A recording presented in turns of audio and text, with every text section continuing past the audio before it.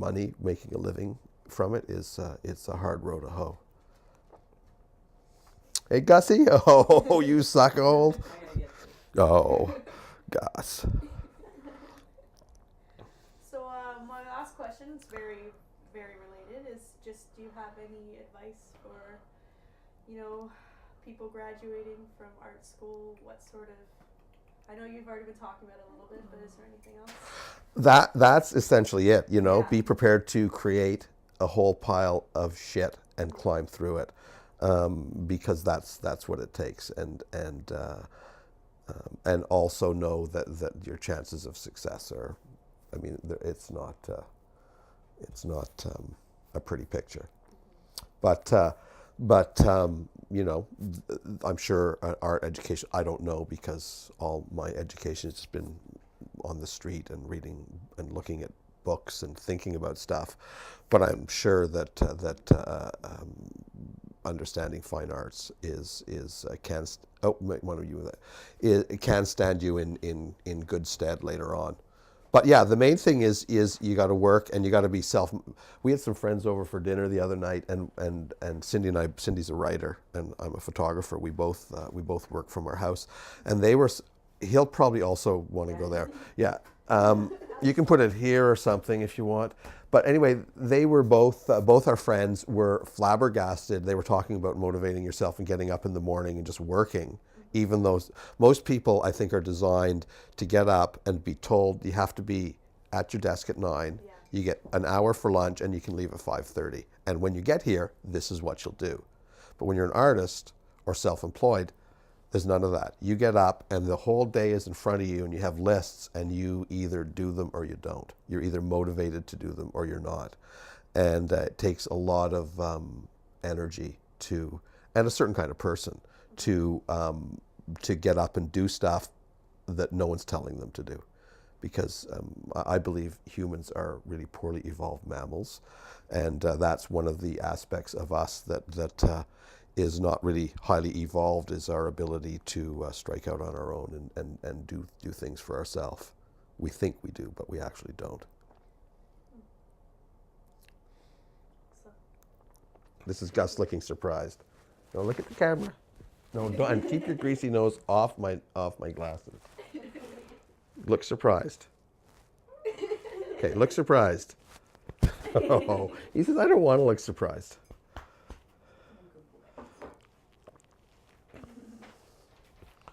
Hey, you a pit bull? No, you're a boxer lab, aren't you? That's what we tell the cops. Because pit bulls are illegal, huh? Yeah, I was looking at adoption sites, and I guess they're technically, if they're born before it was passed and they were already in Ontario. Yeah. Oh, no chewing. Yeah. But I mean, this guy wasn't. We got him in Quebec, but they said he was a boxer lab. I think a lot of people do that, like the rescue organizations Yeah. and stuff. They'll say it's like a Staffordshire Terrier. Well, Staffordshire Terriers are illegal too. Oh, are they? But if you look at him, he's got the big lab head. I've never seen a pit bull that's that tall. I mean, he has some kind of general appearance. But I mean, yeah, he's too lanky. And if you look at labs, they got those huge heads, right, with the big jaws, and he taught himself to swim, so he could have lab in him.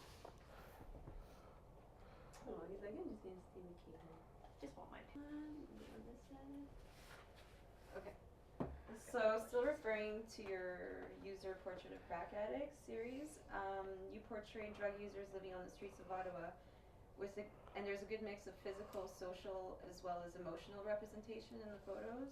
And which one do you attempt to emphasize the most out of all three when photographing? I say, and I'm sticking to it, is all I'm trying to do is take interesting pictures. And how they come out is how they come out, and I think I touched on that earlier.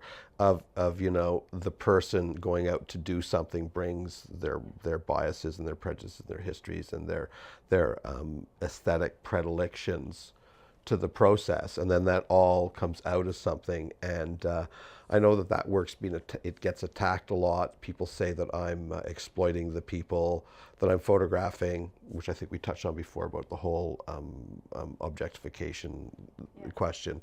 It's kind of funny. I was there on the street shooting last year, and there's certain people that know what I do. They've seen the work, And when they see me working, they come over. Well, actually, they don't hardly ever come over. They walk by and they attack me verbally. They say, there's this businessman that every time he sees me, he says nasty stuff. He says, you know, the last time I saw him, he says, what you're doing is disgusting. He says, that's not art. You should be ashamed of yourself. And I said, dude, what's wrong? And he says, you're just exploiting these people. And Greg, a crack addict I'd photographed, just finished photographing, was standing beside me. And I said, whoa, dude. And he actually stopped that time. I said, Greg, like, am I exploiting you? And Greg says, I'm exploiting myself. And I just looked at the businessman and said, it's like, you know, what do you, like, I mean, I get what you're talking about, but it seems like you're criticizing something you don't understand. So anyway, there's all that I sort of had to learn. Now, it used to sort of make me feel a little uncomfortable. Now I just giggle when I piss people off. When the New York Times ran the thing on their blog, there was all these people that would attack me for the work in the comments. I don't know if you read the comments in their blog, but what was interesting is people started attacking me in the comments, and then other people wrote in that would attack my attackers. So I mean, that to me it's when stuff like that started happening, I was sort of taken by surprise because I never thought any of that stuff through. Oh, this is going to be controversial, or people are going to see it this way or that way.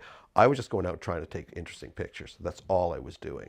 And then all of a sudden you had these sort of two factions of people that were analyzing the pictures one way. And for a while I was sort of upset. And then I just sort of started giggling. And I thought to myself, wow, I guess I'm doing something right. And I got used to the idea of being attacked. But what I thought was really interesting is in the New York Times photo blog, right near the end of the comments, this woman writes in, her name's Morgan. She's a crack addict I photographed. She wrote in, she said, I'm number 16 in the slideshow. And she went on to describe the day I took her picture. She remembered being photographed. She remembered what she was trying to project into the camera. She talked about that.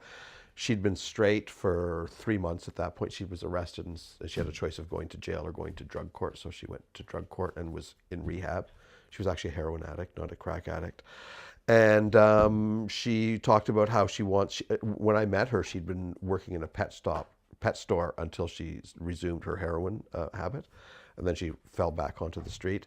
But she talked in the New York Times thing about how she wanted to work for animal welfare now. So so that you could see a continuity of what I talked to her about and what she was about.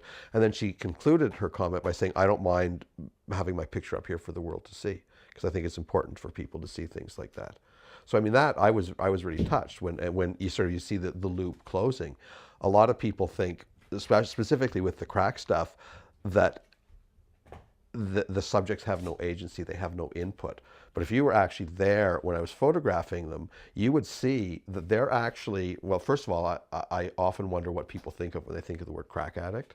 And I think that usually they think of a subhuman who can't put two words together, but actually there's creativity and humanity and a lot of intelligence on that corner. It just so happens that, you know, maybe you were gang raped by your uncle and 4 of his friends for 4 years, and you have the choice of thinking about it or thinking about getting crack. You know, pick your poison. And there's a lot of some mental illness down there as well, schizophrenia and people that self-medicate. But I think most of the people I've talked with there come from abusive upbringings, and the pain of being addicted is better than the pain of remembering your upbringing. So, you know, the people, when I'm photographing them, the addicts, you can actually see them thinking about how they want to portray themselves and projecting that into the camera. They're all acting when I'm photographing them. And I'm helping them. I'm sort of giving them the platform, and I'm talking to them, and we're talking about, well, maybe we should do this or maybe we should do that. But you can actually see how they're all aware they're being photographed, and they're all projecting an image that they think the outside world should see into my lens. It's totally fascinating.